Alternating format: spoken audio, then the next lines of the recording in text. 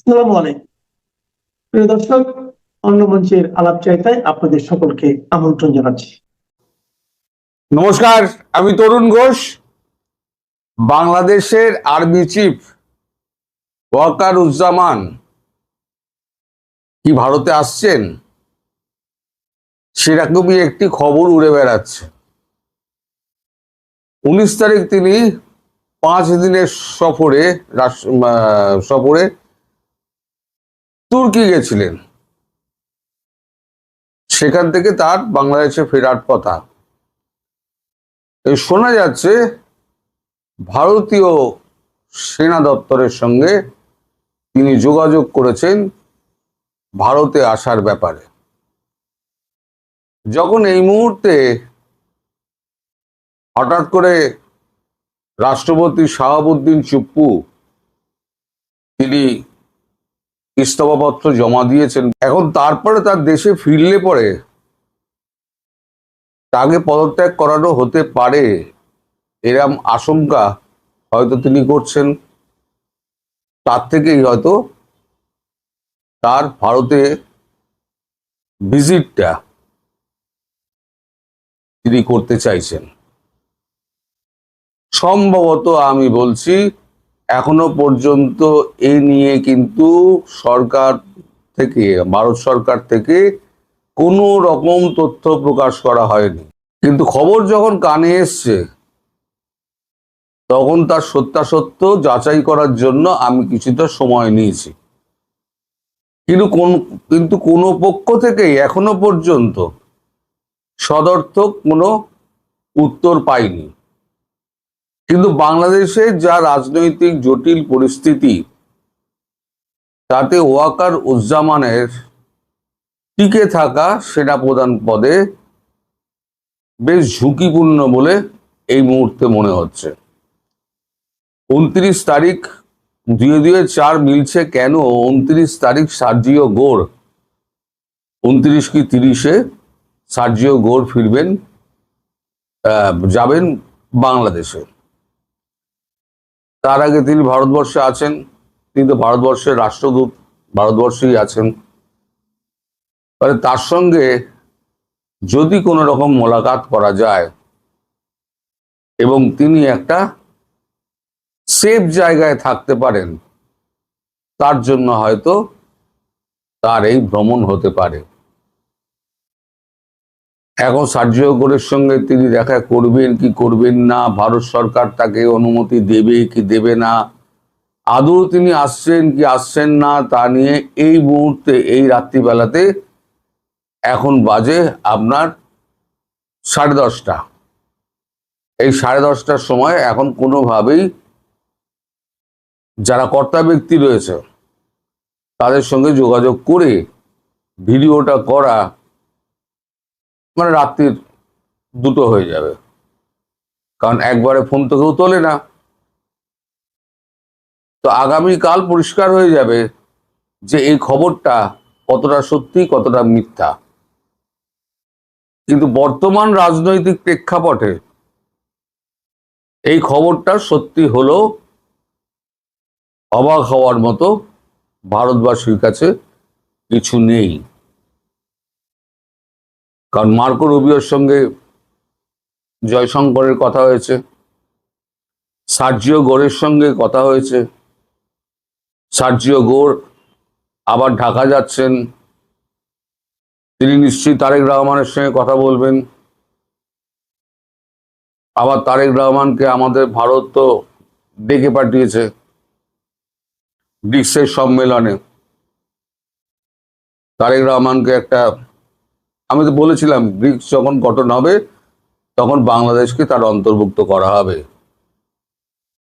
তো এখন তারেক রহমানকে ওই কারণে ব্রিক্সে ডেকে পাঠানো, সে যেহেতু বাংলাদেশকে রিপ্রেজেন্ট করছে বর্তমানে, তাই ব্রিক্সে ডেকে পাঠানো হচ্ছে। সব কটা অঙ্ক যদি মেলানো যায়, তাহলে পরে এই যে গল্পটা শোনা যাচ্ছে যে ওয়াকারুজ্জামানের ভারতে আসা এবং সেনাপ্রধান এবং অন্যান্যদের সঙ্গে সাক্ষাৎ করার এবং নিজের গদিটা বাঁচানোর একটা আগাম পরিকল্পনা বা একটা ছক যাই বলেন না কেন একটা করার জন্য তিনি আসলেও আসতে পারেন, কিন্তু আমাদের কাছে, অন্তত আমার কাছে এই মুহূর্তে এর বেশি কোনো পাকা খবর নেই। আগামীকাল পরশুর মধ্যে নিশ্চয়ই এটা পাকা হয়ে যাবে, তখন আপনারা সবাই জানতে পারবেন আমি ভুল বললাম না ঠিক বললাম। সবাই ভালো থাকবেন, সুস্থ থাকবেন। সব জল্পনা কল্পনার অবসান ঘটিয়ে অবশেষে পদত্যাগ করেছেন বাংলাদেশের 22তম রাষ্ট্রপতি মোহাম্মদ শাহাবুদ্দিন। শারীরিক অসুস্থতা ও অটোনমিক নিউরোপ্যাথির কথা উল্লেখ করে দায়িত্ব থেকে সরে দাঁড়ালেও যেভাবে তিনি সরে দাঁড়িয়েছেন তা নিয়ে দেখা দিয়েছে বেশ কিছু রাজনৈতিক প্রশ্ন। শারীরিক ও মানসিকভাবে অসমর্থ রাষ্ট্রপতিকে সরাতে চিকিৎসাধীন স্পিকারকে তড়ি ঘড়ি করে ফেরানো হলো কেন? বিমানবন্দরে নেমেও স্পিকারের কিছুই না জানা, তার পরে পদত্যাগপত্র পৌঁছানো আর ভারপ্রাপ্ত রাষ্ট্রপতির দায়িত্ব নেওয়া, সব যেন আগে থেকে লেখা কোনো রাজনৈতিক থ্রিলারের স্ক্রিপ্ট। শেখ হাসিনার ফেরার ঘোষণার পর তাকে সরে যেতে হলো ছড়িয়ে পড়া এমন একটি দাবির প্রেক্ষিতে সরকার একটি পক্ষ বলছে শেখ হাসিনার ওই সাক্ষাৎকার প্রকাশের আগেই তাকে সরে যেতে বলা হয়েছিল। আবার রাষ্ট্রপতির পদটা যে কতটা অলংকারিক তা 2007 ও 2024 সালে বোঝা গিয়েছিল। তাহলে কি ওই অলংকারিক পদকে পুঁজি করে যারা ক্ষমতাধর হয়ে ওঠে তাদের উপরই সরকারের নজর?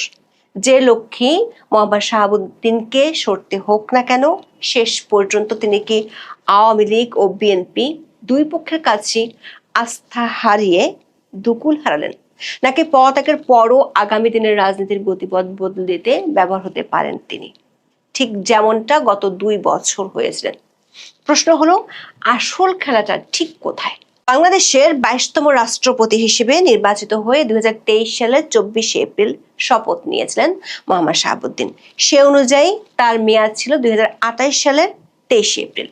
গত কয়েকদিন ধরে মোহাম্মদ শাহাবুদ্দিন পদত্যাগ করছেন অথবা সরকার তাকে সরিয়ে দিতে চায় বলে তিনি সরে যাচ্ছেন, এমন খবরে সরগরম হয়ে উঠেছিল বাংলাদেশের সংবাদ মাধ্যম থেকে শুরু করে রাজনৈতিক আলোচনার টেবিল। রাষ্ট্রপতি শুক্রবার পদত্যাগ করতে যাচ্ছেন এমন খবর আরো পাকাপোক্ত হয় যখন বাংলাদেশের জাতীয় সংসদের স্পিকার হাফিজ উদ্দিনকে থাইল্যান্ড থেকে সফরের মাঝ পথে উড়িয়ে আনা হয়। গত 19 জুলাই স্পিকার চিকিৎসার জন্য থাইল্যান্ড গিয়েছিলেন। তার ফেরার কথা ছিল 26 জুলাই। তড়িঘড়ি করে সরকার অনুরোধে তিনি 2 দিন আগে ফেরত আসায় প্রশ্ন ওঠে, সরকার এত তাড়াহুড়ো কেন করছে? আবার সরকারের শীর্ষ ব্যক্তিরা বিষয়টি নিয়ে সরাসরি কিছুই বলেননি। যেটুকু বলছেন তাতে বিষয়টিকে গণমাধ্যমের গুজব বা অতি কথন হিসেবে তুলে ধরার চেষ্টা করেছেন। এমনকি খোদ স্পিকারই বিমানবন্দরে নেমে সাংবাদিকদের বলেন তিনি তখনও কিছু জানেন না, অথচ এর কিছুক্ষণ পরে তার কাছে পৌঁছে যায় রাষ্ট্রপতির পদত্যাগপত্র। 24 জুলাই বিকেল 5:01 স্পিকার পদত্যাগপত্রটি গ্রহণ করেন। রাষ্ট্রপতির পদত্যাগপত্রটি সামাজিক মাধ্যমে ভাইরাল হওয়ার পর এর ভাষা নিয়ে অনেকেই প্রশ্ন তুলেছেন। আবার তড়িঘড়ি করে স্পিকারকে তার থাইল্যান্ড সফর সংকুচিত করে ফিরে আনায় সরকারের উঠে পড়া লাগার এমন সিদ্ধান্ত নিয়েও অনেকে প্রশ্ন তুলেছেন। তবে স্পিকার সংবাদ সম্মেলনে এসব প্রশ্ন ও সন্দেহকে একেবারেই উড়িয়ে দিয়েছেন। আবার একটি পক্ষ বলছে বাংলাদেশের সাবেক প্রধানমন্ত্রী শেখ হাসিনা ডিসেম্বরে দেশে ফেরার ঘোষণা দেওয়ার পর সরকার রাষ্ট্রপতিকে সরে যেতে বলেছেন। তবে সরকারের শীর্ষ একটি সূত্র বলছে শেখ হাসিনার ওই সাক্ষাৎকার রয়টার্সে প্রকাশিত হয়েছিল 10 জুলাই। সরকারের শীর্ষ মহল থেকে তারও 1 সপ্তাহ আগে সরে যাওয়ার জন্য রাষ্ট্রপতিকে মানসিক প্রস্তুতি নিতে বলেছিলেন। আবার যদিও তিনি সামরিক বাহিনীর সর্বাধিনায়ক, কিন্তু বাস্তবে বাংলাদেশের রাষ্ট্রপতির ক্ষমতা অলংকারিক। প্রধানমন্ত্রী ও মন্ত্রিসভার হাতেই থাকে সব ক্ষমতা। সরকারের একজন মন্ত্রী নাম প্রকাশ না করার শর্তে বলেছেন রাষ্ট্রপতির হাতে যদি অনেক ক্ষমতা থাকতো তাহলে 2007 সালে অধ্যাপক ইয়াজউদ্দিন 111 কিংবা 2024 সালে মোহাম্মদ শাহাবুদ্দিন আওয়ামী লীগের পতন ঠেকিয়ে দিতে কি পারতো না? কিন্তু দুটো সময় দুজন রাষ্ট্রপতি ছিলেন হাতের। এমনকি বি চৌধুরীর বিরুদ্ধে বিএনপি ষড়যন্ত্রের অভিযোগ করে, কিন্তু সেই বি চৌধুরী কি কিছু করতে পেরেছিলেন? আবার আরেকটি পক্ষ বলছে শেখ হাসিনা ডিসেম্বরে দেশে ফেরার ঘোষণা দিয়েছেন, কিন্তু তার বিরুদ্ধে ফাঁসির দণ্ড দেয়া আছে। তাদের আশঙ্কা রাষ্ট্রপতি এই দণ্ড মওকুফ করে দিতে পারেন। স্বরাষ্ট্র ও আইন মন্ত্রণালয়ের কর্মকর্তারা বলছেন, সবশেষ 13 বছর পলাতক থাকার পর ফিরে এসেছেন যুদ্ধাপরাধের দায়ে ফাঁসির দণ্ডে দণ্ডিত জামাত নেতা আবুল কালাম আজাদ। ফিরে এসে তাকে একদিনের জন্য জেলে যেতে হয়নি, এমনকি তিনি জামিনও চাননি। পুরো প্রক্রিয়াটি করেছে তখনকার অন্তর্বর্তী সরকার ও সরকারের স্বরাষ্ট্র মন্ত্রণালয়। মন্ত্রণালয়ের কর্মকর্তারা বলছেন, রাষ্ট্রপতির নির্দেশে দণ্ড স্থগিত করাটা সাংবিধানিকভাবে রাষ্ট্রপতির এখতিয়ার হলেও এখানে রাষ্ট্রপতির কিছুই করার থাকে না সরকারের আদেশ পালন ছাড়া। তাহলে সরকার এতটা তড়িঘড়ি করে স্পিকারকে ফিরিয়ে এনে কেন রাষ্ট্রপতিকে সরিয়ে দিল, যেটিকে আনুষ্ঠানিক ভাষায় পদত্যাগ বলা হচ্ছে, এমন প্রশ্ন তুলেছেন অনেকে। সরকারের দুটি সূত্র থেকে বিষয়টি নিয়ে একই রকম বক্তব্য পাওয়া গেছে। ওই সূত্রগুলো বলছে, রাষ্ট্রপতি মূল বিষয় নয়, বরং ক্ষমতাধর পক্ষগুলো যারা রাষ্ট্রপতির মাধ্যমে ক্ষমতার চর্চা করে বা করতে পারে সেখানেই সরকারের শীর্ষ মহলের নজর। সরকারের পছন্দসই ও পুরোপুরি আজ্ঞাবহ রাষ্ট্রপতি না থাকলে অনেক সময় সেই ক্ষমতাধর গ্রুপকে সরকারে বসে আনা কঠিন না হলেও সময় সাপেক্ষ হয়ে যায়। পরিস্থিতি অনুযায়ী তড়িৎ ব্যবস্থা নেওয়া যায় না, সেই পথটি পরিষ্কার করতে রাষ্ট্রপতিকে সরে যাওয়ার সিদ্ধান্ত সরকার নিয়ে ফেলেছিল। সরকার একজন মন্ত্রী মনে করেন, আওয়ামী লীগের কার্যক্রমের উপর নিষেধাজ্ঞা তোলা ও শেখ হাসিনার ফিরে আসার বিষয়টি শুধু বাংলাদেশের অভ্যন্তরীণ রাজনীতির সাথে সম্পর্কিত নয়, এর সাথে ভূরাজনৈতিক বিষয় জড়িত। ওই মন্ত্রী বলেছেন, ত্রয়োদশ জাতীয় সংসদ নির্বাচন হবে হবে না এমন সংশয়ের মধ্যে ছিল। তখনও ভূরাজনৈতিক পক্ষগুলো একমত না হতে পারায় নির্বাচনটা ঝুলেছিল। এমনকি তারেক রহমানও দেশে ফেরার আগে ফেসবুক পোস্ট দিয়ে বলেছিলেন, তার ফিরে আসাটা তার একক সিদ্ধান্তের উপর নির্ভর করে না। যে কারণে এসব রাজনৈতিক ইস্যুর মোড় ঘুরিয়ে দেওয়ার বিষয়টি বঙ্গভবনে কে থাকলো তার উপর খুব বেশি নির্ভর করে না। দর্শক, স্পিকারের কাছে পাঠানো পদত্যাগপত্রে মোহাম্মদ শাহাবুদ্দিন লিখেছেন, এখনো পর্যন্ত নিষ্ঠা, সততা ও সংবিধানের প্রতি পূর্ণ আনুগত্যের সঙ্গে তিনি দায়িত্ব পালন করেছেন। 24 5 আগস্টের রাজনৈতিক পট পরিবর্তনের কথা উল্লেখ করে তিনি লেখেন, তৎকালীন সরকারের পতনের পর দেশের শাসনতান্ত্রিক ও সাংবিধানিক সংকট দেখা দেয়। সাংবিধানিক সংকট থেকে উত্তরণের জন্য বাংলাদেশের সংবিধানের 106 নম্বর অনুচ্ছেদে উল্লেখিত ক্ষমতা বলে তিনি রাষ্ট্রপতি হিসেবে বাংলাদেশ সুপ্রিম কোর্টের আপিল বিভাগের মতামত চান। সুপ্রিম কোর্টের আপিল বিভাগের পরামর্শক্রমে অন্তর্বর্তীকালীন সরকার গঠন করেন। মোহাম্মদ শাহাবুদ্দিন চিঠিতে উল্লেখ করেন, বর্তমানে সরকারি দল ও বিরোধী দল গণতান্ত্রিক চর্চার মধ্য দিয়ে জাতীয় সংসদে নিজ নিজ দায়িত্ব পালন করছে। তিনি দাবি করেন, তার সুদৃঢ় ও ইতিবাচক ভূমিকার কারণে দেশে কোনো সাংবিধানিক বিপর্যয় ঘটেনি। অনেকে প্রশ্ন তুলেছেন, রাষ্ট্রপতি কি তার বিদায়ী পত্রে বিগত দুটি সরকারের বৈধতার কথা জানিয়ে গেলেন? না হলে পদত্যাগপত্রে স্বাস্থ্যগত কারণ উল্লেখ করা জরুরি হলেও এসব বিষয়ের অবতারণা কেন করলেন? মোহাম্মদ শাহাবুদ্দিন এরপরই পদত্যাগপত্রে নিজের অসুস্থতার কথা উল্লেখ করেছেন। লিখেছেন, তিনি গুরুতর অসুস্থ, হৃদরোগ, উচ্চ রক্তচাপ, ডায়াবেটিস ও কিডনি জটিলতায় ভুগছেন। তার হৃদযন্ত্রে বাইপাস সার্জারি হয়েছে। ইদানিং স্বাস্থ্য পরীক্ষায় অটোনমিক নিউরোপ্যাথি নামক রোগ শনাক্ত হয়েছে। এই রোগের কারণে তিনি মাঝে মাঝে ক্ষণিক অচেতন হয়ে যান। রোগসমূহের প্রাদুর্ভাবে শারীরিক ও মানসিক অসমর্থতার কারণে রাষ্ট্রপতির মতো গুরুত্বপূর্ণ সাংবিধানিক পদের দায়িত্ব পালন করা তার পক্ষে সম্ভব হচ্ছে না। তার দীর্ঘমেয়াদের চিকিৎসা প্রয়োজন বলে চিঠিতে উল্লেখ করেছেন। বিশেষজ্ঞ চিকিৎসকরা বলেছেন, অটোনমিক নিউরোপ্যাথি হলো এমন একটি স্বাস্থ্যগত অবস্থা যেখানে শরীরের অনৈচ্ছিক স্নায়ু বা অটোনমিক নার্ভস গুলো ক্ষতিগ্রস্ত হয়। মানুষের শরীরে যেসব কাজ সচেতন চেষ্টা ছাড়াই স্বয়ংক্রিয়ভাবে ঘটে, যেমন হৃদস্পন্দন, রক্তচাপ, হজম প্রক্রিয়া, ঘাম হওয়া এবং মূত্রথলির নিয়ন্ত্রণ, এই স্নায়ুগুলো মূলত সেসব কাজ পরিচালনা করে। যখন এই নার্ভগুলো ক্ষতিগ্রস্ত হয় তখন শরীরের এই স্বয়ংক্রিয় ব্যবস্থাগুলোতে ব্যাঘাত ঘটে। অটোনমিক নিউরোপ্যাথির সবচেয়ে প্রধান ও সাধারণ কারণ হলো ডায়াবেটিস। ব্লাড সুগার দীর্ঘদিন অনিয়ন্ত্রিত থাকলে এই নার্ভগুলো ধীরে ধীরে ক্ষতিগ্রস্ত হয়। মোহাম্মদ শাহাবুদ্দিন তার পদত্যাগপত্রের শেষে উল্লেখ করেছেন, সংবিধানের 50-3 অনুচ্ছেদের বিধান অনুযায়ী তিনি রাষ্ট্রপতির পদ হতে পদত্যাগ করেছেন। সংবিধানের 50-3 নম্বর অনুচ্ছেদে বলা আছে, রাষ্ট্রপতি পদত্যাগ করতে চাইলে তাকে জাতীয় সংসদের স্পিকারকে সম্বোধন করে নিজ স্বাক্ষরযুক্ত পদত্যাগপত্র জমা দিতে হবে। এখন আনুষ্ঠানিকভাবে বাংলাদেশের ভারপ্রাপ্ত রাষ্ট্রপতি হাফিজউদ্দিন আহমেদ, এখানেও একটি প্রশ্ন উঠেছে, সেটি হলো বলা হচ্ছে রাষ্ট্রপতি অসুস্থ, তিনি আবার যার কাছে দায়িত্ব দিয়ে চলে গেলেন তিনি চিকিৎসার মাঝ পথে দেশে ফিরেছেন দায়িত্ব নেওয়ার জন্য। এখন সংবিধানের 54 অনুচ্ছেদ অনুযায়ী রাষ্ট্রপতির অনুপস্থিতিতে স্পিকার ভারপ্রাপ্ত রাষ্ট্রপতির দায়িত্ব পালন করবেন। নতুন রাষ্ট্রপতি নির্বাচিত না হওয়া পর্যন্ত স্পিকারের দায়িত্ব পালনে কোনো বাধা নেই, অর্থাৎ নতুন রাষ্ট্রপতি দায়িত্ব নেওয়ার আগ পর্যন্ত তিনি রাষ্ট্রপতির দায়িত্বে থাকবেন।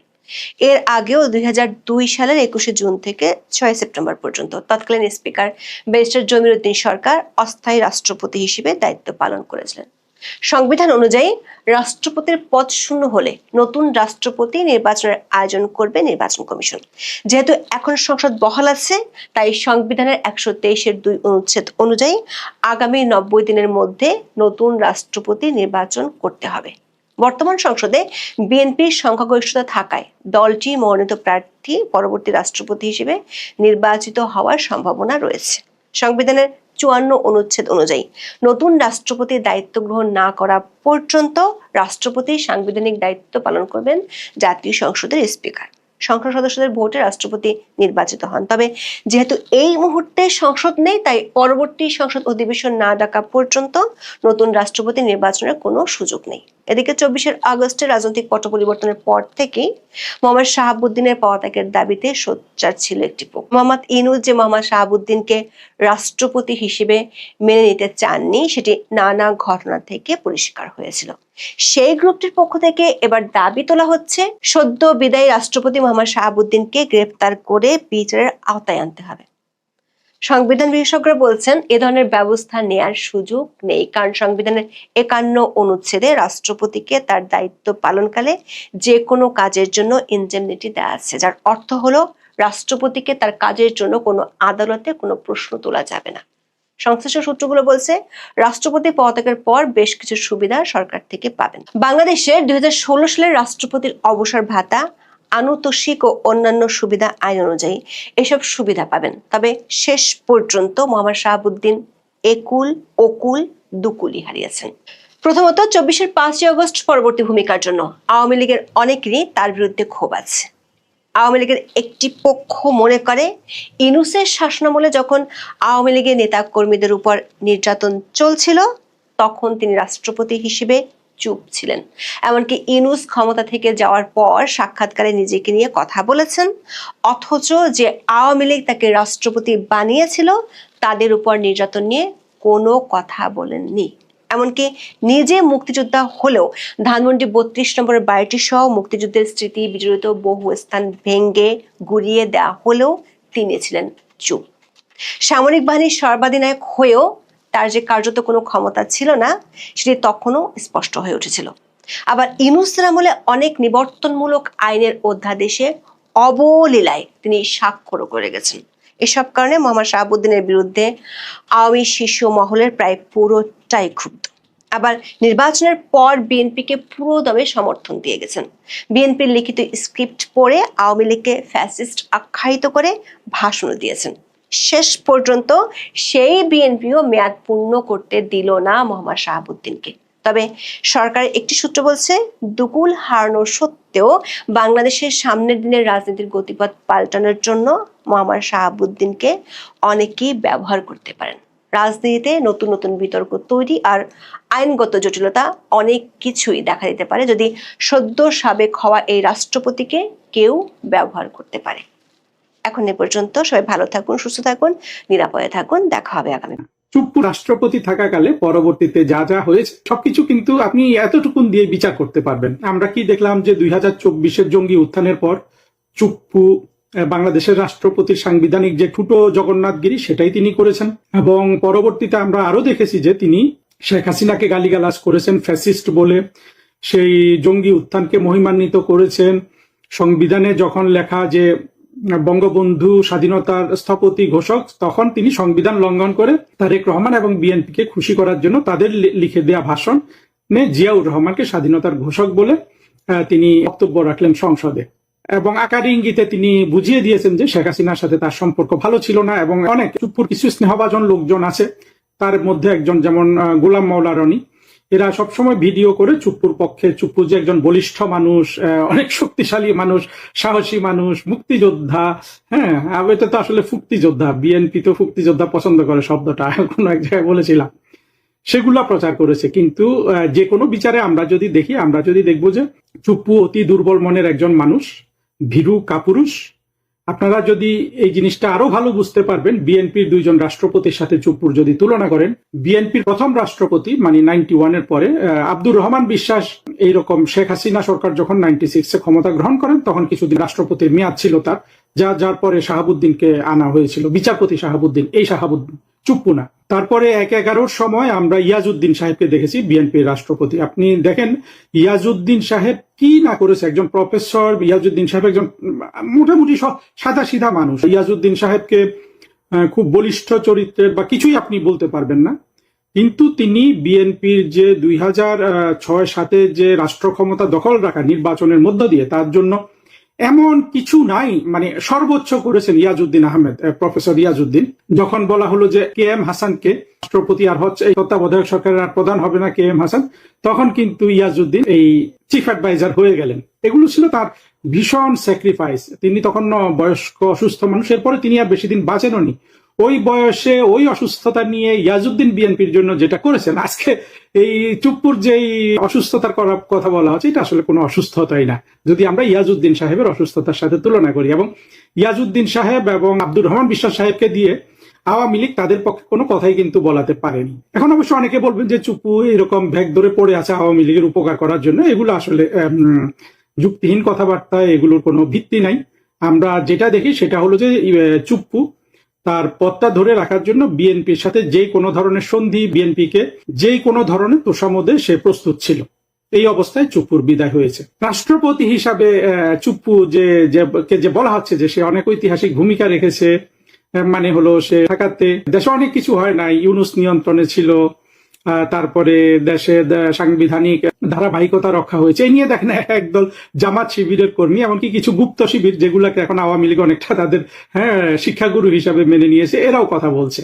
কিন্তু বাস্তবতাটা কিন্তু তা না। বাস্তবতা হলো, ধরুন চুপ্পুকে মেরে ফেললো এই ওয়াকাররা, ধরে নিলাম, বা ওয়াকার মারেনি, ধরেন সন্ত্রাসীরা মেরে ফেলতো এই 2024-এর জঙ্গি উত্থানকালে সার্জিস হাসনাতা ধরেন চুপ্পুকে মেরে ফেলেছে। এই অবস্থাটা কল্পনা করেন, চুপ্পুকে যদি তখন মেরে ফেলতো, শেখ হাসিনাকে যেভাবে মেরে ফেলার চেষ্টা করা, মানে মেরে ফেলার প্ল্যান ছিল, একই প্ল্যান যদি চুপ্পুর জন্য থাকতো, চুপ্পুকে তো মেরে ফেলা যেত। আজকে বাংলাদেশ যে অবস্থায় দাঁড়িয়েছে, যে ইউনুস 2 বছর ক্ষমতায় ছিল, পরে নির্বাচন হয়েছে, তারেক রহমান প্রধানমন্ত্রী হয়েছেন, চুপ্পুকে ওই দিন মেরে ফেললেও এই ঘটনাটাই ঘটতো বাংলাদেশে। এর বাইরে কোনো কিছু ঘটার কোনো সুযোগ ছিল না। চুপ্পুকে মেরে ফেললে বা চুপ্পু মরে গেলে তারা ক গ একজনকে রাষ্ট্রপতি ঘোষণা দিত, সে রাষ্ট্রপতি এই কাজগুলাই করতো। ধরেন মাহমুদুর রহমানকে ঘোষণা দিলে কি জামাত ক্ষমতা পেয়ে যেত? ভেরি আনলাইকলি, কারণ এখানে জনসমর্থন ছিল বিএনপির ততটা সক্ষমতা ছিল যে পথে আজকে তারেক রহমান সাহেব প্রধানমন্ত্রী হয়েছেন, এই জিনিসটা বাস্তবায়ন করার একটু কষ্ট, একটু সহজ এটা হতে পারত। কিন্তু ইউনুস যদি রাষ্ট্রপতি হয়ে যেত, তাহলেও তারেক রহমানের প্রধানমন্ত্রী হতে আসলে এটা তাকে ঠেকানোর কোনো সুযোগ ছিল না। এখন ইউনুস দীর্ঘমেয়াদে রাষ্ট্রপতি থেকে গেলে তারেক রহমানের জন্য চুপ্পুচ্ছে বেশি হুমকির কারণ থাকতে পারতো। এই একটা জায়গা আছে, বিধায় কিন্তু চুপ্পুকে সবসময় বিএনপি কিন্তু আপনার সমর্থন দিয়ে গেছে, চুপ্পুকে সমর্থন দিয়ে গেছে বিএনপি তার সুবিধার্থে। কিন্তু চুপ্পু ওই পদে থেকে আওয়ামী লীগের এখানে 2 পয়সার লাভ যেমন ছিল না, আসলে চুপ্পু না থাকলেও আওয়ামী লীগের 2 পয়সা অতিরিক্ত ক্ষতি হতো না, যেটা হয়ে গেছে।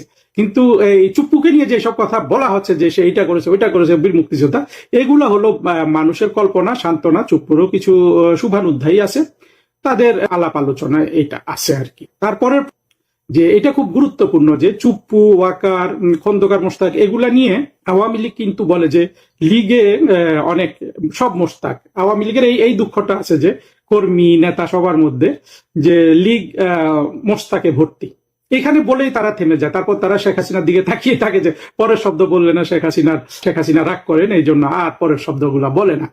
কিন্তু বর্তমানে আওয়ামী লীগের 2024-এর যে অধপতন হয়েছে, সেইটাতে আওয়ামী লীগের বর্তমানে সবচেয়ে বেশি হোমওয়ার্ক হওয়া উচিত ছিল যে আওয়ামী লীগ কেন এত মোশতাকে ভর্তি, আওয়ামী লীগ কেন 75ও মোশতাক পেল, 2024ও মোশতাক, এত মোশতাকে আওয়ামী লীগ কেন ভর্তি? এই জিনিসটা আজকে আওয়ামী লীগের যদি প্রধান রাজনৈতিক কর্তব্য হয় সেটা হওয়া উচিত, অর্থাৎ অভ্যন্তরীণ ভাবে তাদের প্রজ্ঞা, শিক্ষা, অনুশীলনের মধ্যে এই জিনিসটাই সবচেয়ে বেশি আলোচনায় আসা উচিত। তারা যে আমি শুনি যে শত শত তারা নাকি মিটিং করে, কোথায় জানি কি কি আছে ওদের ফোরাম, সেখানে কি কোথাও এই আলোচনাটা হয়?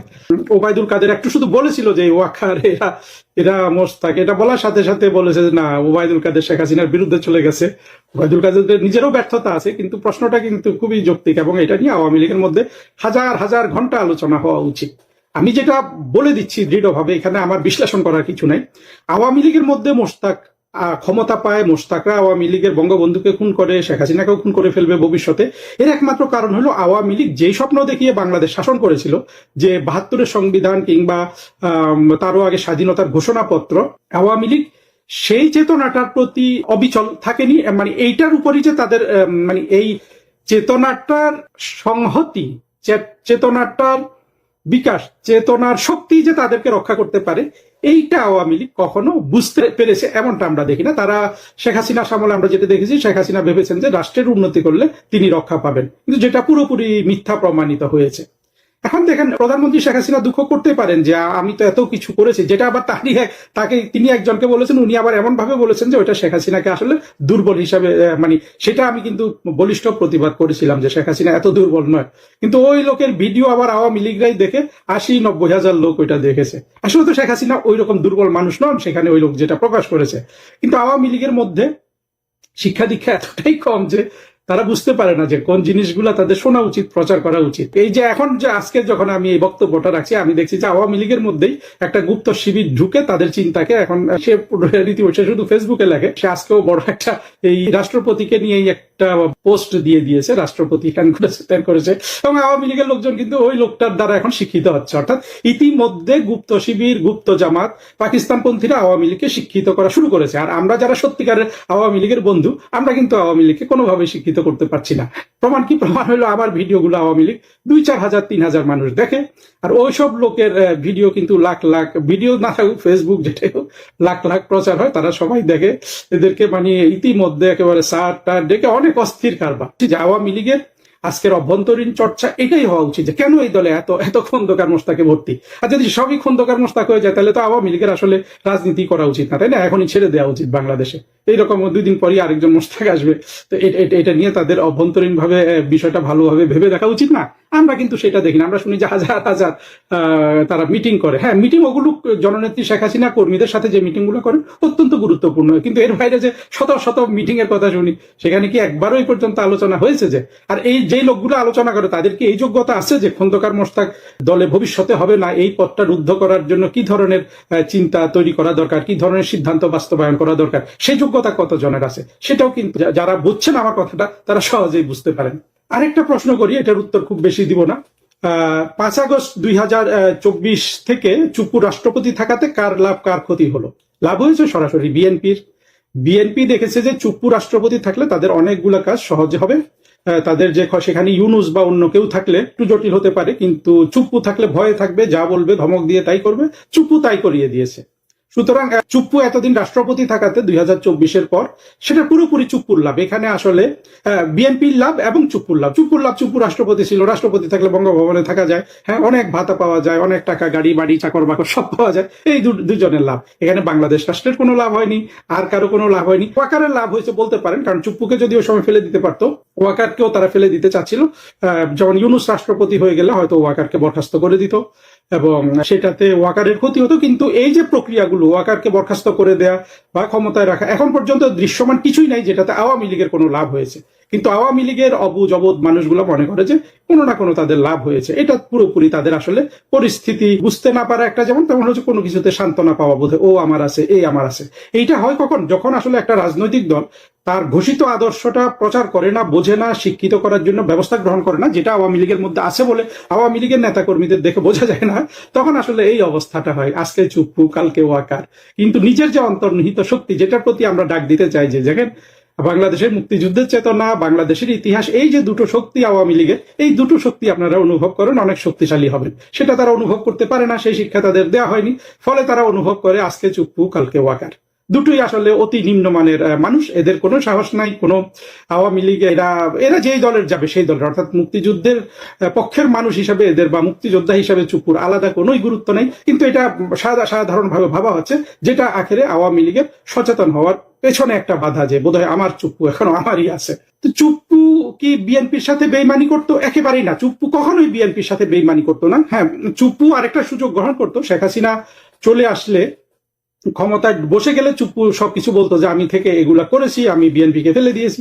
সেখানে তখন যতদিন বিএনপির কোনো ক্ষতি হচ্ছে না রাজনৈতিকভাবে, ততদিন আসলে চুপ্পু কখনো বিএনপির সাথে বেইমানি করতো না, কারণ চুপ্পু তো সেই ধাতে গড়ে ওঠা মানুষই না। প্রশ্ন হলো যে বিএনপি এখন কেন চুপ্পুকে ফেলে দিল, আরো আগে কেন ফেলে দিল না?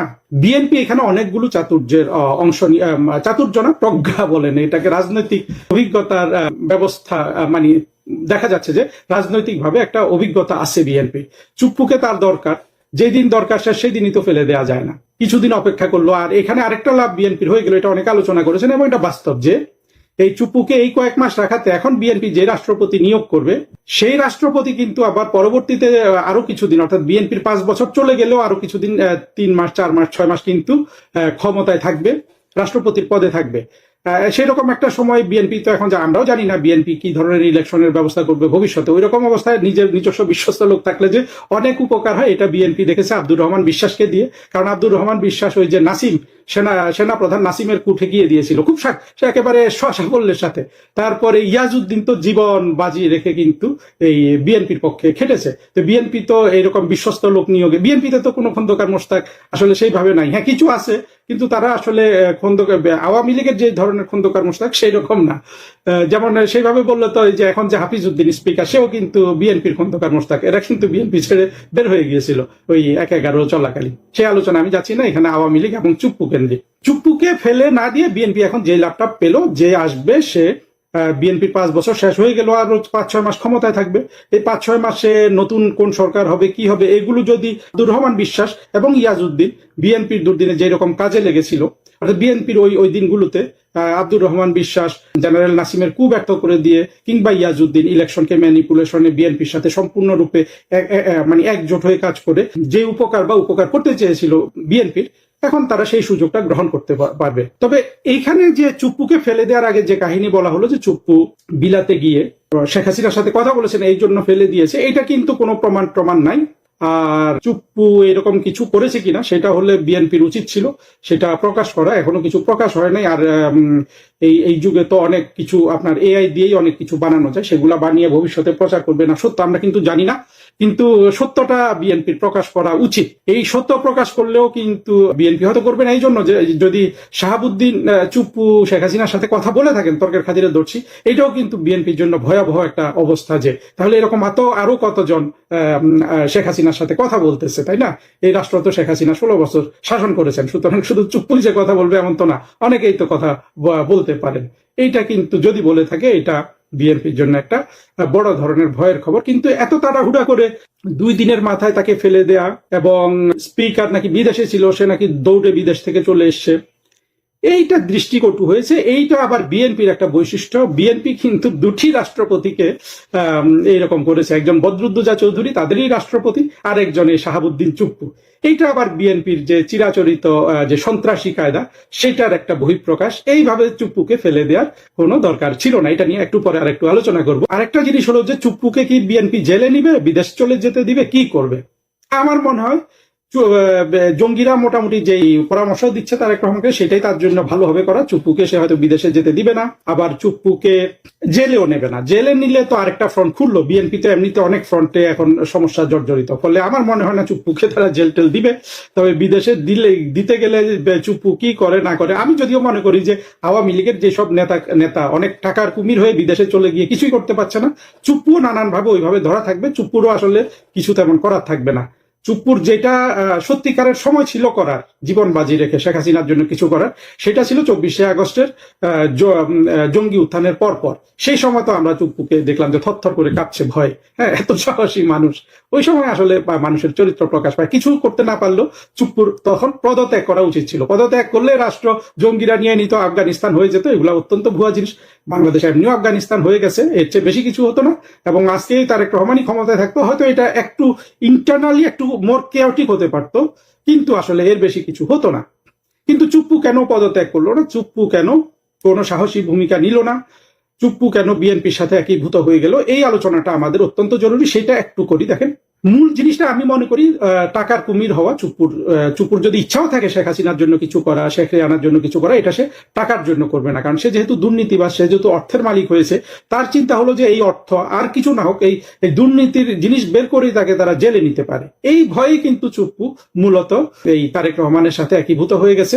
মূল জিনিসটা কেউ আলোচনা করছে, সেটা হলো চুপ্পুর অর্থ সম্পদ দুর্নীতির মাধ্যমে অর্জিত টাকা নিয়ে কেউ যাতে প্রশ্ন না তোলে, সেই চেষ্টাটা চুপ্পু করে গেছে, এখনো সে এটাই করে যাবে। এর বাইরে চুপ্পুর আর কোনো একটা কিছু করার নাই। এখানে প্রধানমন্ত্রী শেখ হাসিনা এই যে এইরকম ব্যক্তি, দুর্নীতিতে আকণ্ঠ নিমজ্জিত, এদেরকে দিয়ে উনি যদি আশা করেন যে ভালো কিছু পাবেন দুঃসময়, সেটা আসলে পাবেন না, কিন্তু পান নাই, এটাই প্রমাণিত হয়েছে। আর এটাই বলে যে তাহলে বিএনপির কি করা উচিত ছিল, চুপ্পুকে অবসরের মানে চুপ্পুর পদে এইভাবে খালি না করে কি করা উচিত ছিল। বিএনপি যদি একটা প্রজ্ঞাবান রাজনৈতিক দল হতো, তাহলে তারা চুপ্পুকে সাংবিধানিক পথে যেটা অভিশংসন আছে সেটা করতো। এটা করতে তো বিএনপির কোনোই সমস্যা নেই। বিএনপির এটা তো জামাত, বিএনপি, এনসিপি 300, ওদের 350 এমপি আছে এখন, সবাই কিন্তু এটাতে ভোট দিত। সেটাতে করলে বিএনপিকে বলা হতো যে তারেক রহমান রাজনৈতিকভাবে একটু পরিপক্ক হয়েছেন। এখন যেটা হয়েছে এটা পুরোটাই মাস্তানি। এটা তাদের রাষ্ট্রপতিকেও তারা করেছিলেন, বদরুদ্দোজা চৌধুরীকে তুমি করতে পারেন যে হয়তো তাকে একটু সম্মান দিতে চেয়েছিলেন, যে ইমপিচমেন্ট হলে মানুষ মনে করে যে অনেক অনেক ক্ষতিগ্রস্ত হবে। আসলে তো তা না। ইমপিচড হলে একজন মানুষের যদি তার জাতির কাছে, মানুষের কাছে সম্মান পাওয়ার থাকে, তাহলে কেবল সে সম্মান পায়। এই পথে শাহাবুদ্দিন চুপ্পু যেই পথে গেল, এই পথে বিএনপিরও বদনাম হলো, শাহাবুদ্দিন চুপ্পুরও বদনাম হলো। আসলে দুইটা পক্ষই এখানে একটা, চুপ্পু তো আসলে কিছুই করার নাই, বিএনপি একটা কুৎসিত কাজ করলো চুপ্পুকে এইভাবে তড়িঘড়ি করে সরিয়ে দিয়ে। তড়িঘড়ি করে ওরা সরাতে পারতো, যে তারা সংসদ বসিয়ে একদিনে, এটা 1 ঘন্টার কাজ, তারা 2 লাইন লিখে ইমপিচ করে দিত তার কোনো একটা দোষ টোষ বলে, তাহলে অন্তত আইন কানুন মানার যে একটা উদাহরণ স্থাপিত হতো। বাংলাদেশের রাজনীতিতে লেটেস্ট আলোচিত ঘটনা কি? নিঃসন্দেহে রাষ্ট্রপতি মোহাম্মদ শাহাবুদ্দিনের পদত্যাগ। কিন্তু যতটা আলোচনা তার পদত্যাগ নিয়ে, তার চেয়েও বেশি আলোচনা হঠাৎ পদত্যাগের আসল কারণ নিয়ে। কাগজে কলমে যে আলোচনায় কারণগুলো উঠে আসছে, এর মধ্যে অন্যতম হলো তার অসুস্থতা। কিন্তু রাজনীতিতে একটা পুরনো কথা আছে, অনেক সময় যেটা দেখা যায় সেটা আসলে পুরো সত্য নয় বা পুরো গল্পটা নয়। রাষ্ট্রপতি শাহাবুদ্দিনের পদত্যাগের আগে এমন কিছু ঘটনা ঘটেছে গত কয়েকদিনে, যেগুলো আলাদা করে দেখলে সাধারণ ঘটনা মনে হবে, কিন্তু এগুলোকে যদি এক সুতোয় গাঁথা হয়, তাহলে হয়তো পাওয়া যাবে একেবারেই অন্য একটি ছবি। তাই প্রশ্ন, রাষ্ট্রপতি শাহাবুদ্দিনের পদত্যাগের কারণ শুধুই কি অসুস্থতা, নাকি আড়ালে আছে আরো বড় কোনো রাজনৈতিক সমীকরণ?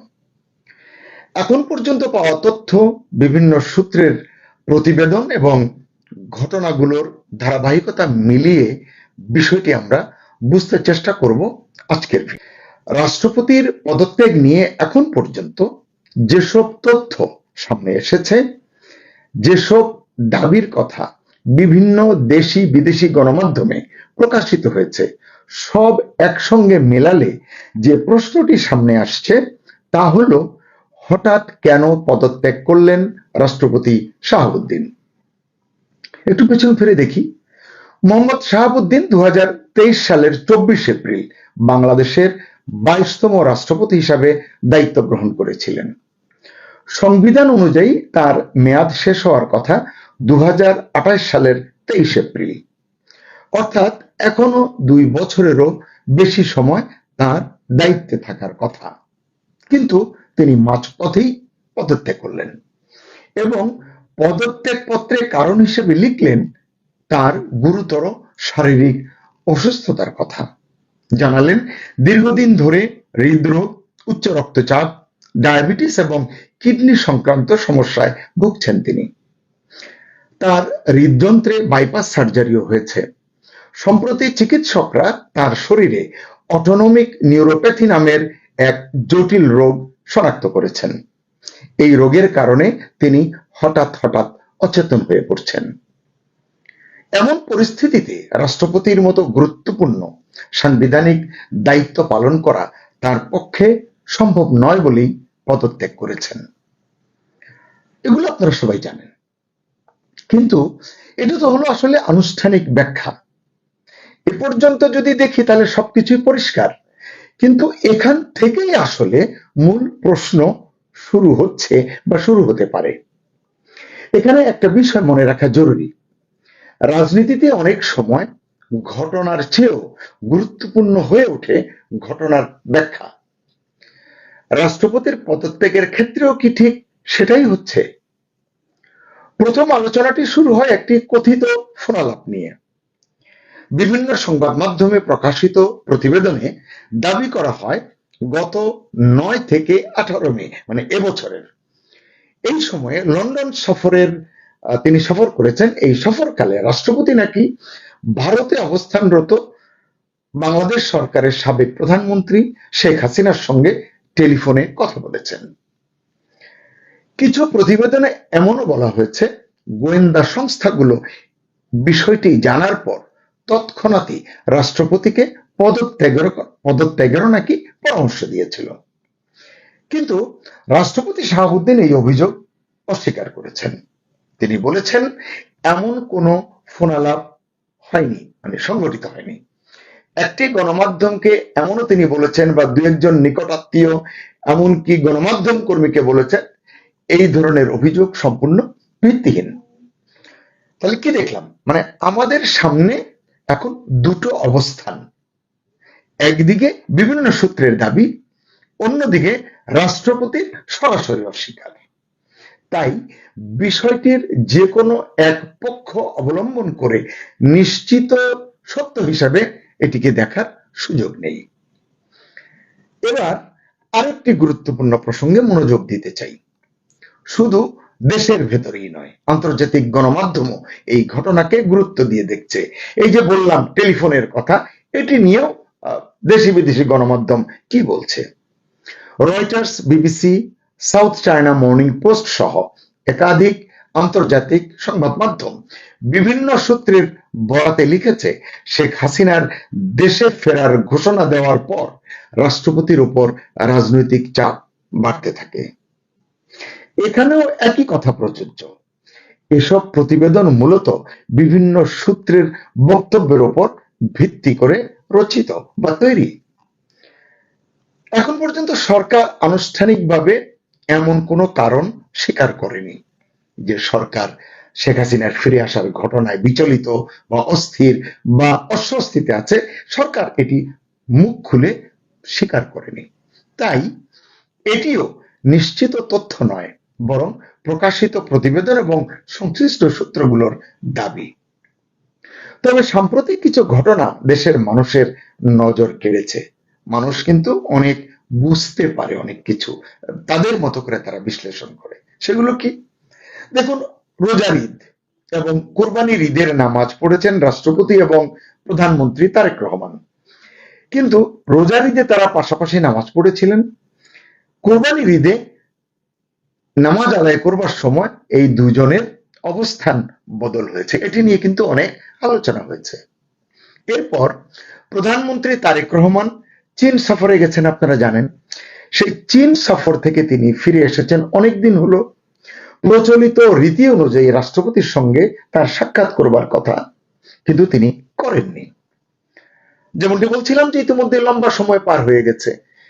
এই কথাটির সময়টাকে গুরুত্ব দিচ্ছি এ কারণেই, এই সরকার মানে তারেক রহমানের সরকার যখন দায়িত্ব গ্রহণ করে তার ঠিক আগে বা পরপর আমরা দেখেছি 16ই ডিসেম্বরের 21শে ফেব্রুয়ারির অনুষ্ঠান, 26শে মার্চের যে রাষ্ট্রীয় যে আচার অনুষ্ঠান রয়েছে, সেসব জায়গায় প্রধানমন্ত্রী এবং রাষ্ট্রপতির মধ্যে যে সৌহার্দ্য, যে শ্রদ্ধা এবং সম্মানের সম্পর্ক, এটি কিন্তু আমরা ঘাটতি দেখছি। অনেকেই দেখছেন যে আসলে এই জায়গাটিতে কোথাও যেন ছন্দপতন হয়েছে। ওই যেটি বলছিলাম যে শুরুর দিকে রাষ্ট্রপতির সঙ্গে যে সম্পর্ক দেখেছে প্রধানমন্ত্রীর দেশের মানুষ, বা সরকারের সঙ্গে দেশের মানুষ যে সম্পর্ক দেখেছে, তা যেন হঠাৎ করে শীতল হয়ে গেছে। এর ভিতরে আপনারা জানেন কিছুদিন আগে ভারতের নতুন হাই কমিশনার বাংলাদেশে এসেছেন, মিস্টার দীনেশ ত্রিবেদী। তিনি বঙ্গভবনে রাষ্ট্রপতির সঙ্গে দেখা করেছেন, এগ্রিমো বলে বা ক্রেডেনশিয়াল যাই হোক এটি তিনি দিয়েছেন, এবং বঙ্গভবনে তাকে গার্ড অব অনার দেওয়া হয়েছে। কিন্তু এখনো পর্যন্ত দীনেশ ত্রিবেদী প্রধানমন্ত্রী তারেক রহমানের সাক্ষাৎ পাননি। আবার ইতিমধ্যে সেনাপ্রধান জেনারেল ওয়াকারুজ্জামান তুরস্ক সফরে গেছেন, আপনারা জানেন। এই যাবার আগে তিনি রাষ্ট্রপতির সঙ্গে একটি গুরুত্বপূর্ণ বৈঠক করেছেন। এসব নিয়ে বিস্তারিত তথ্য কিন্তু গণমাধ্যমে সেভাবে আসেনি। তো আলাদা করে যদি এই বিষয়গুলোকে আমরা দেখি, মনে হবে এগুলো স্বাভাবিক প্রশাসনিক ঘটনা, কিন্তু একসঙ্গে মিলিয়ে দেখলে রাজনৈতিক পর্যবেক্ষকদের অনেকের মনেই এগুলো প্রশ্ন তৈরি করছে। এবার আবার একটু পদত্যাগের কারণগুলো নিয়ে আবার একটু কথা বলি। সদ্য পদত্যাগী রাষ্ট্রপতির পরিবারের পক্ষ থেকেও জানানো হয়েছে তার শারীরিক অবস্থা সত্যিই ভালো নয়। উন্নত চিকিৎসার জন্য তার সিঙ্গাপুরে যাওয়ার পরিকল্পনার কথাও জানা গেছে। অর্থাৎ স্বাস্থ্যগত কারণ উড়িয়ে দেওয়ার সুযোগ নেই, এটি আমরা বুঝতে পারছি। তাহলে প্রশ্নটা কোথায়? যদি অসুস্থতাই কারণ হয়ে থাকে পদত্যাগের, তাহলে পদে থেকেই তো বিদেশে চিকিৎসা নিতে যেতে পারতেন রাষ্ট্রপতি। গত মেতে আমরা যেমন দেখেছি তিনি লন্ডন গিয়েছিলেন, তা না করে ঠিক এই সময়ে পদত্যাগ করতে হলো কেন, পদত্যাগ করলেন কেন? তাই সাধারণ মানুষ প্রশ্ন করছেন, এই পদত্যাগের পেছনে যদি রাজনৈতিক কারণও থেকে থাকে, সেই কারণটা কি, এটি তারা সন্ধান করছেন। তবে আমি খোলাসা করে বলতে চাই যে এই মুহূর্তে এসব প্রশ্নের চূড়ান্ত উত্তর কারো কাছে নেই। তবে এখন পর্যন্ত বিশ্লেষণ যদি করি, তিনটি ব্যাখ্যা আমাদের সামনে আমরা দেখতে পারি। প্রথমত, রাষ্ট্রপতির শারীরিক অবস্থা এতটাই অবনতির দিকে গিয়েছে যে দায়িত্বে থাকা বা দায়িত্ব পালন করা, সাংবিধানিক দায়িত্ব, রাষ্ট্রপতির দায়িত্ব পালন করা সম্ভব হচ্ছিল না। দ্বিতীয়ত, বিভিন্ন দেশি বিদেশি গণমাধ্যমের প্রতিবেদনে উঠে আসা রাজনৈতিক চাপের যে কথাগুলো শোনা যাচ্ছে, সরকার অস্বস্তিতে আছে, রাজনৈতিক চাপ মনে করছে, এই দাবিগুলো সত্য হতে পারে। তৃতীয়ত, এই দুটোর কোনোটাই নয়, বাস্তবতা হয়তো এই দুটোর মাঝামাঝি এমনটাও হতে পারে। অর্থাৎ স্বাস্থ্যগত সমস্যার পাশাপাশি রাজনৈতিক পরিস্থিতিও হয়তো যে সিদ্ধান্তটি গ্রহণ করা হয়েছে, রাষ্ট্রপতি নিয়েছেন, এটিকে প্রভাবিত করেছে বা করতে পারে। আবার এই তিনটির কোনটি বাস্তবতার সবচেয়ে কাছাকাছি? এর মধ্যে চতুর্থ একটি সম্ভাবনাও উড়িয়ে দেওয়া যায় না। হয়তো এমন কিছু ঘটেছে যেটা এখনো প্রকাশ্যে আসেনি, মানে 4 নম্বর যেটি বললাম। আমার কাছে সবচেয়ে গুরুত্বপূর্ণ বিষয়টি মনে হচ্ছে কেন যেন অন্য জায়গায়। রাষ্ট্রপতির পদত্যাগকে যদি শুধু একজন ব্যক্তির বিদায় হিসেবে দেখা হয়, তাহলে হয়তো পুরো ছবিটা আমরা দেখতে পাবো না। কারণ ঘটনাটি ঘটেছে এমন এক সময়ে যখন বাংলাদেশের রাজনীতি নতুন এক সন্ধিক্ষণে দাঁড়িয়ে আছে, বা নতুন সন্ধিক্ষণের মুখোমুখি। এজন্যই প্রশ্ন আসতে পারে, সামনের মাসগুলোতে, সামনের সময়ে কি হতে যাচ্ছে? কে ফিরবেন বাংলাদেশে? কে কি সিদ্ধান্ত নেবেন? দেশের রাজনৈতিক সমীকরণ সামনের দিনগুলোতে কোন দিকে যাবে? আমি নিশ্চিত এসব প্রশ্নের উত্তর এখনো সময়ের কাছেই রক্ষিত আছে বা লুকিয়ে আছে। ইতিহাস আমাদেরকে একটি শিক্ষা দেয়, রাজনীতির অনেক গুরুত্বপূর্ণ ঘটনার আসল কারণ আমরা সঙ্গে সঙ্গে, মানে তাৎক্ষণিকভাবে জানতে পারি না। এটা জানতে কখনো কয়েক মাস লেগে যায়, কখনো কয়েক বছর পরে জানতে পারি, কখনো সংশ্লিষ্ট ব্যক্তিদের স্মৃতিকথা বা প্রকাশিত নথির মাধ্যমে পুরো চিত্র সামনে আসে। হয়তো এবারের ঘটনাটিও তেমনই হতে চলেছে।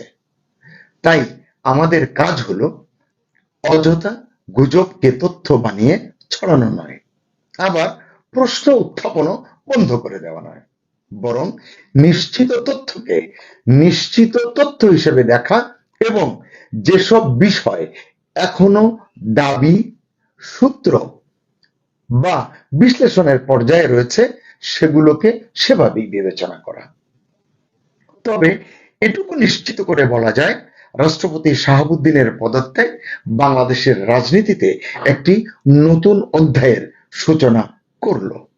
সেই অধ্যায় আমাদের কোথায় নিয়ে যাবে সেটাই এখন দেখার বিষয়। দর্শক, শেষ করার আগে বলবো, তথ্য থাকুক তথ্যের জায়গায়, বিশ্লেষণ থাকুক যুক্তির আলোয়।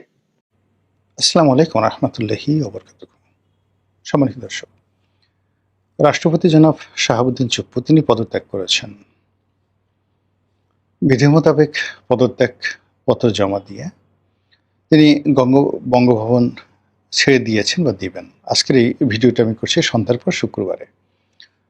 যতটুকু আমি খবরে দেখেছি সেটা হলো গুলশানের একটি বাসাতে তিনি থাকবেন এবং এই সময়টিতে রাষ্ট্রীয় প্রোটোকল অনুযায়ী তার যে অবসরকালীন ভাতা এবং তার যে ব্যক্তিগত স্টাফ পিএস এপিএস এগুলো তিনি পাবেন, সরকারি সেবা পরিষেবা পাবেন একটা নির্দিষ্ট সময় পর্যন্ত। এটি হলো কথায় কথা।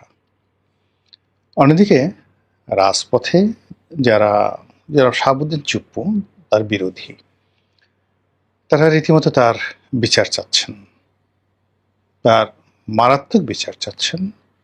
আর এই মুহূর্তে আসলে তার পক্ষে কারা এবং কি কারণে সেটা আমরা এখন পর্যন্ত বুঝতে পারছি না।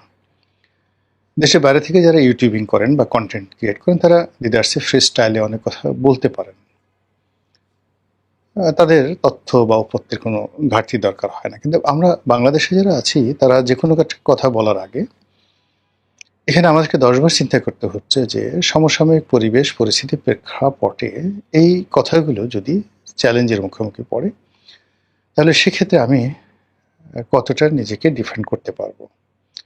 2 নম্বর হলো যে আমরা যারা বাংলাদেশে আছি, অর্থাৎ ইউটিউবে বা এই সোশ্যাল মিডিয়াতে বছরখানেক বড় জোর এখানে আপনি অপতথ্য দিয়ে, ভুল তথ্য দিয়ে মানুষজনকে মাতোয়ারা করতে পারবেন। এমনকি ওয়াজ নসিহত করেও আপনি নট মোর দেন 1 ইয়ার। আমাদের দেশে দেখবেন যে সমস্ত লোকজন ইউটিউবে, ফেসবুকে খুব দ্রুত জনপ্রিয়তা অর্জন করেছেন, তারা 1 বছর, 1.5 বছর, 2 বছরের মাথায় কেউ নেই, নো ওয়ান। কারণ নাম বলে আমি ছোট করবো না, কিন্তু আপনি চিন্তা করেন যে আমি যখন এটা শুরু করি, এই ফেসবুকিংটা শুরু করি বা ইউটিউবিংটা শুরু করি, এটা বহু আগে, তখন খুব ওয়াজ চলতো এবং তখন রোজ টেলিভিশন নামে একটা টেলিভিশন, মানে আইপি টেলিভিশন, যারা আজহারির বক্তব্য বা অন্যান্য ইসলামী ওয়াজগুলো তারা সেখানে আপলোড দিত। একজনের কাছে আমি শুনলাম যে এই টেলিভিশনের এই চ্যানেলটি সেখানে প্রতি মাসে 50 লাখ টাকা ইনকাম করে। আপনি এখন দেখুন তো রোজ টেলিভিশন বা রোজ টিভি এরকম কোনো আছে কিনা। এরপর দেখলাম যে অনেকগুলো মাছের ব্লগ করে, তার গ্রামে রান্নার ব্লগ করে। তারপর আর একটা মেয়ে আছে ফারজানাজ ড্রয়িং, একবার খুব সিরিয়াসলি সে বাড়ি গাড়ি সিরিয়াসলি করে ফেলেছে। প্রতি মাসে তাদেরও 30 লাখ 40 লাখ টাকা ইনকাম হতো, নেই। এরপরে বিভিন্ন যারা আরও অপতথ্য ছড়ায়, ইল্লু বিল্লু পিল্লু যে সমস্ত লোকজন আছে, তারাও এই ভিউ ব্যবসা করে দে আর্নড হিউজ মানি, বৈধভাবে অবৈধভাবে, এবং তাদের সেই প্ল্যাটফর্মকে ব্যবহার করে তারা দেখা গেল যে বড় শিল্প গ্রুপ, তারপরে সরকারি বিভিন্ন প্রতিষ্ঠান, মানে রীতিমতো ডাকাতি। এরাও ঠিক নেই, 1 বছরের মাথায় মানে তারা একেবারে আউট। এখন এইগুলো যারা আছে তাদের অবস্থা এতটা খারাপ যে এরা যদি, বাংলাদেশ তো প্রশ্নই আসে না, বিদেশের মাটিতে কোনো শহরে গেলে সেখানে ডাইরেক্ট চর, থাপ্পড়, কিল, ঘুষি, লাথি, জুতো এগুলো খাওয়া ছাড়া তাদের কোনো অবস্থাতেই কোনো সেফ এক্সিট নেই। মানে পুরো সমাজ, রাষ্ট্র তাদেরকে অপাঙ্ক্ত করে ফেলেছে। এর গেল একটা। অর্থাৎ যারা মানে এই সোশ্যাল প্ল্যাটফর্মকে ব্যবহার করে যারা ঘুষ খেয়েছে, দুর্নীতি করেছে, অনিয়ম করেছে, তারপরে শেষে মানুষের কাছে টাকা নিয়েছে, সন্ত্রাসী কর্মকাণ্ড করেছে। এই লোকগুলো মানে এরা সবাই বিদেশে বসে কন্টেন্ট ক্রিয়েট করেছে, অনেকটা ইন্টারনেট জালিয়াতির মতো। তারা কিন্তু কেউ সাস্টেন করতে পারেনি। এবং এখন অনেকে মানে আপনি রিসেন্টলি দেখেছেন একজন কন্টেন্ট ক্রিয়েটার, তিনি ভীষণভাবে ইটালিতে লাঞ্ছিত হয়েছেন। এটা অনেকের মনে ভয় ধরিয়ে দিয়েছে বিদেশের মাটিতে যারা থাকেন। অন্যদিকে যারা দেখেন যে খুব সস্তা জনপ্রিয়তা, খুব অল্প 1 বছর 1.5 বছরের মধ্যে মানুষকে উত্তেজিত করেছে গালাগালি করে, উল্টে উল্টে কথাবার্তা বলে, তারাও এখন একেবারে ইউটিউবও দেখা গেল যে আমার একটা কন্টেন্ট, আমি যদি 1 লাখ লোক আমার কন্টেন্ট দেখে, আমি 1.5 লাখ মানে 1 লাখ লোক আমার যদি কন্টেন্ট দেখে, আমি ধরুন পাই $150 1 লাখ ভিউতে। হয় দেখা গেল যে এইরকম লোক তারা যদি 1 লাখ ভিউ হয় তাহলে হয়তো $10 $15 তারা পায়। অর্থাৎ ইউটিউবের যে গ্রেডিংয়ে, সেই গ্রেডিংয়ে কিন্তু তারা অনেক অনেক বা যাকে বলা হয় লো প্রোফাইলে আছে। আর অন্যদিকে দর্শকরা তো ধীরে ধীরে কমে যাচ্ছে। তো এই কারণে হয় কি যে বাংলাদেশে বসে আমাদেরকে যে কোনো একটা কথা বলার আগে 10 বার চিন্তা করতে হচ্ছে যে আমরা এই দেশে আছি, এই দেশে থাকবো, এবং প্রতিটা মুহূর্তে আমাদের সঙ্গে রাস্তায় হাজার হাজার মানুষের দেখা হচ্ছে এবং তারা রেসপন্ড করছে প্রতিটা মুহূর্তে, ভাই আপনি এটা বললেন কেন, বা এটা ঠিক হয়নি, বা আপনার এই কথাটা ঠিক হয়েছে। তো সেই দিক থেকে আসলে এই যে রাষ্ট্রপতির যে সেফ এক্সিট বা রাষ্ট্রপতির পদত্যাগ, এই বিষয়গুলো নিয়ে আমি বা আমার মতো যারা আছেন তার ইচ্ছেগুলি আমরা বলতে পারি না, কোনো অবস্থা আমরা বলতে পারি না যেভাবে বিদেশে বসে বা বাংলাদেশে বসে অনেকে দায়িত্বহীন কথাবার্তা বলেন।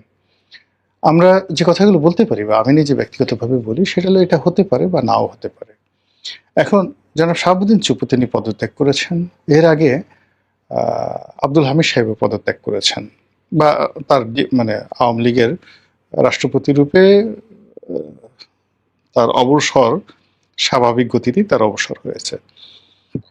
এখন সেই অবসরের পর তার যে রাজনৈতিক সমস্যা এটা সীমিত, তার নির্বাচনী এলাকাতে তার সমস্যা, তার প্রতিদ্বন্দ্বিতার সমস্যা, কিন্তু চুপ্পু সাহেবের বিষয়টা একেবারে ইন্টারন্যাশনাল। মানে বাংলাদেশের ক্ষেত্রে ইন্টারন্যাশনাল, আবার চুপ্পু সাহেবের ক্ষেত্রে ইন্টারন্যাশনাল। যেমন ধরুন তার সঙ্গে আওয়ামী লীগের একটা সম্পর্ক, এবং তিনি যখন গদিতে বসে আছেন ঠিক সেই সময়টাতে শেখ হাসিনা পলায়ন করলেন। এজন্য তার যে প্রথম ট্যাগ, তিনি শেখ হাসিনার দোসর। 2 নম্বর হলো আওয়ামী লীগের কোনো লোক কিন্তু তাকে ওন করছে না।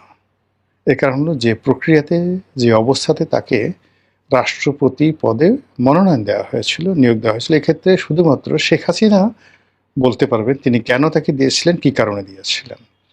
বাকি আওয়ামী লীগের সব শীর্ষ নেতৃবৃন্দ, মানে তিনি ছিলেন, জনাব চুপ্পু ছিলেন তাদের চক্ষুশূল। ফলে এই যে তার যে বিপদের সময়, এখন সিঙ্গেল একজন আওয়ামী লীগ লোককে পাবেন না তার পাশে দাঁড়াতে, দেশে এবং দেশের বাইরে। এটা হলো তার একটা প্রথম প্রবলেম, যে তার কোনো ওনারশিপ নেই। দ্বিতীয়ত হলো যে এই গত 2 বছরে he tried his level best to comply with everybody. তিনি কিন্তু ডক্টর মোহাম্মদ ইউনূসের সাথে কমপ্লাই করার চেষ্টা করেছেন, তিনি সেনাপ্রধান জেনারেল ওয়াকারুজ্জামানের সাথে কমপ্লাই করেছেন, তারেক রহমান সাহেবের সঙ্গে তিনি কমপ্লাই করার চেষ্টা করেছেন, কিন্তু কেউ তাকে ওন করেনি, কেউ তার সম্মানজনক যে বিদায়টি, সেই সম্মানজনক বিদায়টি নিশ্চিত করেনি। যেমন এটা তো তিনি মনে প্রাণে ধরে নিয়েছিলেন যে এই বিএনপি সরকার ক্ষমতা আসার সঙ্গে সঙ্গে তিনি চলে যাবেন, বা তাকে বললেই তিনি চলে যাবেন, কিন্তু বিএনপি কৌশলগত কারণে তাকে রেখে দিয়েছে। কিন্তু যখন বিএনপির সন্দেহ হয়েছে, কিংবা বিএনপিতে তার প্রয়োজন ফুরিয়ে গেছে, বা যে কোনো কারণে বিএনপি তাকে নিরাপদ মনে করছে না, সঙ্গে সঙ্গে এত দ্রুততার সঙ্গে তাকে বাদ দিয়ে দেওয়া হলো যে তিনি একটা যে চোখ মুদবেন বা একটা ট্রু শব্দ করবেন, সেই সুযোগটা পর্যন্ত তার হলো না। আচ্ছা, এখন তিনি অফিস হারিয়েছেন, পদ হারিয়েছেন, ক্ষমতা হারিয়েছেন, রাষ্ট্রীয় প্রোটোকল হারিয়েছেন। এখন তার অবস্থা কি হবে? তিনি কি সেফ এক্সিট পাবেন, অর্থাৎ বাংলাদেশ থেকে বিদেশে তিনি চলে যেতে পারবেন? তারেক রহমান সাহেব বা বিএনপি সরকারকে তাকে সেই সুযোগটা দিবে, নাকি বাংলাদেশে একজন রাষ্ট্রপতি যেভাবে হুসেইন মোহাম্মদ এরশাদকে বিএনপি বিচার করেছিল। বিএনপি কিন্তু মানে একটা দারুণ মানে ইতিহাস আছে। মানে বিএনপি সবসময় এটাতে রাষ্ট্রপতিদেরকে বিচার করার নিদারুণ তার ইতিহাস আছে। যেমন জিয়া রহমান সাহেব ক্ষমতা আসার সঙ্গে সঙ্গে তিনি খন্দকার মোশতাককে তিনি বিচার করেছিলেন। তারপরে বেগম জিয়া ক্ষমতা আসার পরে এরশাদ সাহেবকে বিচার করেছিলেন। তো এই যে দুজন রাষ্ট্রপতি এবং তাদের এরপরে তাদের নিজস্ব রাষ্ট্রপতি বি চৌধুরীর জীবনকে তারা একেবারে হারামে খারাম করে দিয়েছিলেন। তো এই যে তাদের নিজেদের যারা লোকজন রয়েছেন, তারপরে ইয়াজউদ্দিন সাহেবের জমানাতে যখন 1/11 হয়ে গেল, তারা ইয়াজউদ্দিন সাহেবকেও আর কখনো ওন করেননি। তো সেই দিক থেকে এরশাদ সাহেবের বিচার করা, খন্দকার মোশতাককে বিচার করা, বি চৌধুরীকে বিচার করা, এই জিনিসগুলো অর্থাৎ সরাসরি তারা ছোটখাটো কোনো রুই কাতলা ধরেননি, একেবারে ডাইরেক্ট নীল তিমি। অর্থাৎ বাংলাদেশের প্রেক্ষাপটে রাষ্ট্রপতিদেরকে জেলে নেওয়া, জেলের মধ্যে সেখানে পায়খানা পেশাব যেন ঠিক মতো করতে না পারে এই জন্য সেখানে সিসি ক্যামেরা বসিয়ে দেওয়া।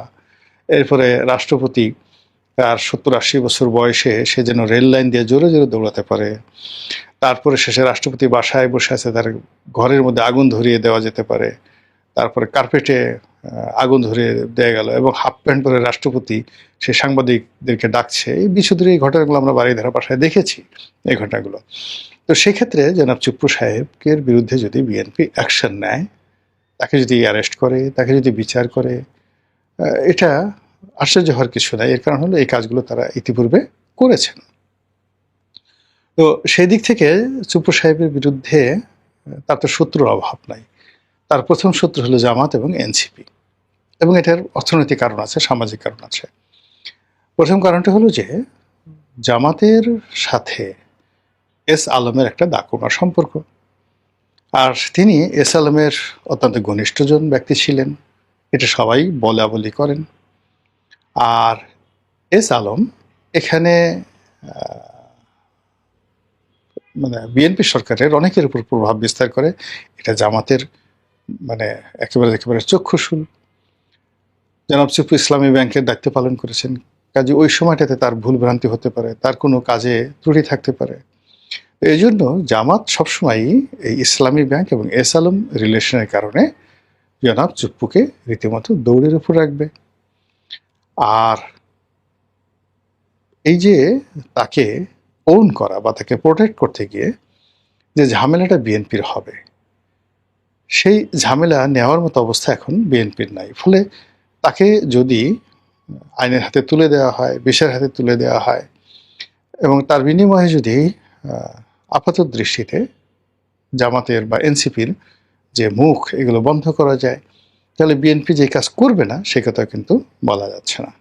ফলে কি হলো, এই জুলাই মাসে যারা শাহাবুদ্দিন চুপ্পুর বিদায় এবং অনেকটা নাটকীয়ভাবে, অনেকটা অ্যাডভান্সারাস ওয়েতে যেভাবে তিনি ক্ষমতা হারালেন, যেভাবে তিনি পদপদবি হারালেন, ফলে তার যে পরবর্তী কোর্স অফ অ্যাকশন, সেই কোর্স অফ অ্যাকশনে সেফ এক্সিটের বিষয়টি 1%ও আশা করা যায় না। আর তিনি আব্দুল হামিদের মতো অন্যান্য লোকের মতো নিরাপদে থাকবেন তাও বলা যাচ্ছে না। আবার তার বিরুদ্ধে যদি আইনি ব্যবস্থা হয়, তাহলে আইনি ব্যবস্থা হলেও বাংলাদেশের রাজনীতিতে তোলপাড় করা ঘটনা ঘটে যাবে।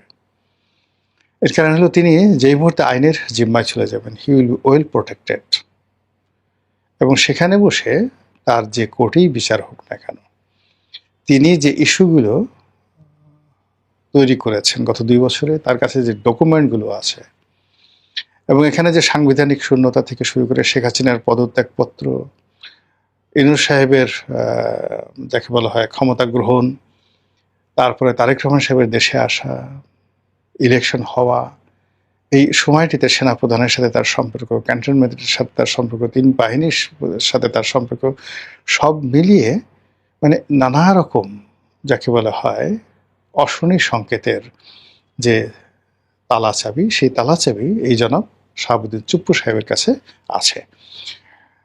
ফলে রাগ দেখাতে পারেন, ক্রোধ দেখাতে পারেন, কিন্তু সেগুলো বাস্তবায়ন করতে গেলে তার যে অব্যবহিত পরিণতি কি হবে এটা নিঃসন্দেহে বিএনপি যারা কর্তা ব্যক্তি আছেন তারা খুব ভালো করে বোঝেন। তবু রাজনীতিতে শেষ বলে কথা নাই, এখানে অনেক কিছু জানার সাথে অনেক ঘটনা ঘটে। নিয়তি এমন একটা জিনিস যেটা দেবতারাও কখনো নিয়ন্ত্রণ করতে পারে না। যেই গ্রিক পৌরাণিক কাহিনী কিংবা ভারতীয় কাহিনী, মানে যতগুলো আপনার পুরাণের কাহিনী রয়েছে সেখানে দেখা গেছে যে অনেক বিষয় দেবতারা অনেক কিছু চেয়েছেন, দেবীরা অনেক কিছু চেয়েছে, কিন্তু এই পৃথিবীতে সেভাবে সব ঘটনা ঘটেনি।